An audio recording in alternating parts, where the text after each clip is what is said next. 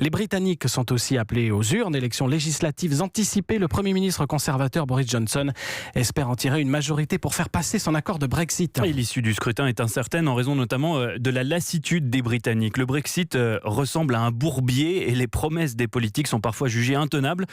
Écoutez le reportage de l'envoyé spécial d'Europe 1, Théo Manval, à Wolverhampton, au centre de l'Angleterre.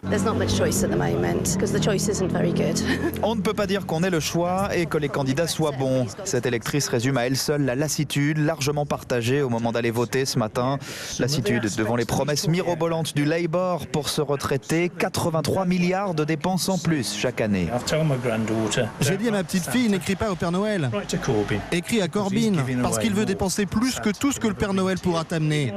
Nationaliser l'eau, les chemins de fer, l'électricité, je ne vois pas comment on va payer ça.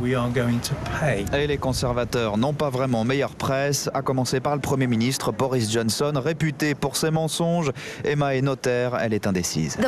Les politiques aujourd'hui sont aux deux extrêmes, donc si vous êtes plutôt modéré comme moi, personne ne parle pour nous. Les hommes politiques ont toujours menti, mais si vous prenez Boris Johnson, maintenant, ils sont tellement sûrs d'eux qu'ils mentent ouvertement. Lors d'un récent débat télé, quand la présentatrice a demandé au Premier ministre si la vérité était quelque chose d'important, sa réponse, un grand oui, a provoqué les rires de l'auditoire.